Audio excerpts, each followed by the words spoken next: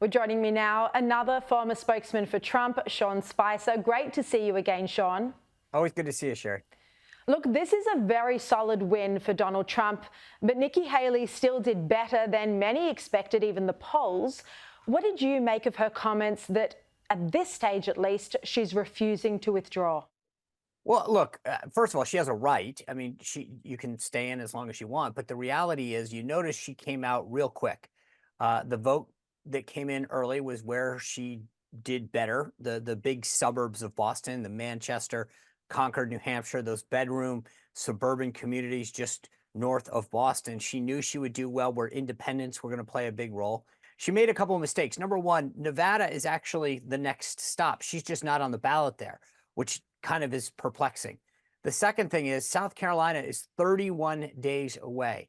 And you look at the polls in South Carolina, she's down 30 points in the state that she was elected governor twice. And almost every major endorsement from the federal level, from the senators to the current governor to the state representatives, are all with Trump. I just, the problem is that I don't see a viable path forward for her. I get what she did. Even if she continues to go past South Carolina, Super Tuesdays, 10 states, 870 delegates at stake, and you have to be able to run more than one state. So she's been able to park herself, if you will, in one state, Iowa, then New Hampshire, and she wants to go home to South Carolina. But you can't run into, these are supposed to allow the process to have a little time to percolate.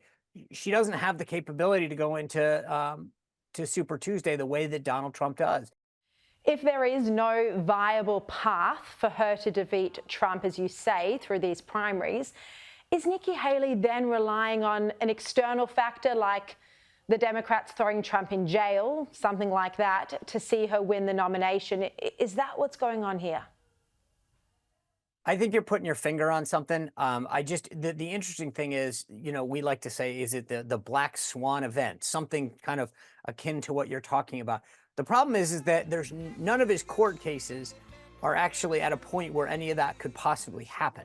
So I get it, but it's like you're running just on the hope that maybe something happens. And if it did, I would actually have a better chance of seeing somebody else get back in the race. You notice they always use these words: I suspended my campaign. That means that they're technically still filed. They're on the ballots. They could jump back in theory. But I think you're onto something. That's the only thing that's keeping her in this race, is this idea that maybe something happens. And that's no way to run a campaign.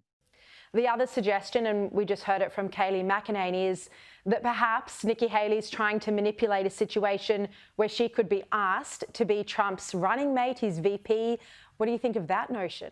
Nothing is ever out of the question. I think Trump put it to rest the other day. She has said it. Bush ended up being Reagan's vice presidential nominee in the 80s. It's possible. I just don't see it. There's too much bad blood now between the two of them. She didn't want to stay on as his UN ambassador. I just don't get the vibe that she's ever really wanted to be Donald Trump's number two. Vic Ramaswami, who's now supporting Trump, he said today that suspending her campaign would be the right thing for Nikki Haley to do for the country, for the United States. Do you agree with this? Look, I think, as I said, I think it is inevitable that Donald Trump ends up our nominee, and the sooner we can turn to a general election where we can lay out that case between Donald Trump and Joe Biden, what 4 years of accomplishment under Donald Trump was like versus the 3 years that we've seen both domestically and internationally under President Biden. It's a very clear and easy case to make. I mean, she has a right to do it, but we're wasting time and money that could be focused on winning in November.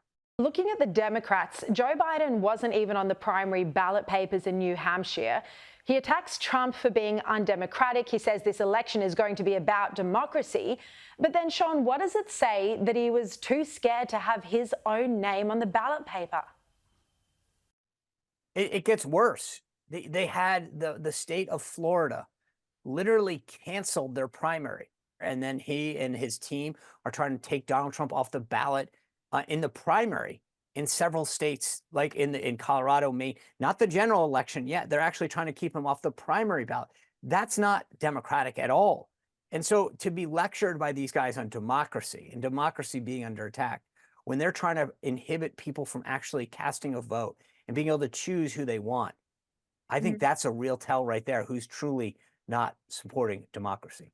Just finally, Sean, I know it's a long way off, but presuming Trump does win the Republican nomination, who do you think he would be looking at to be his VP? Do you think he'd be thinking about a woman, as seems to be the model these days? You know, Sharri, that is a fantastic question. I have a podcast, The Sean Spicer Show, and I talked about it today. I've talked about it almost every day. I think that there are 4 people that I put on that list right now. Kristi Noem, the governor of South Dakota; Sarah Huckabee Sanders, the current governor of Arkansas, my former deputy; Elise Stefanik, the congresswoman from New York; Marsha Blackburn, senator from Tennessee. There's a journalist named Mark Halperin. He really believes that Katie Britt, the new junior senator from Alabama, is going to be high on that list. I think all 5 of those would be people I'd keep my eye on. I think J.D. Vance, the senator from Ohio, is somebody that I would also keep my eye on. There's a few others. Ben Carson, who served as his HUD secretary, is somebody who's very high. Mike Pompeo, potentially, who served as State Department Secretary of State and CIA director.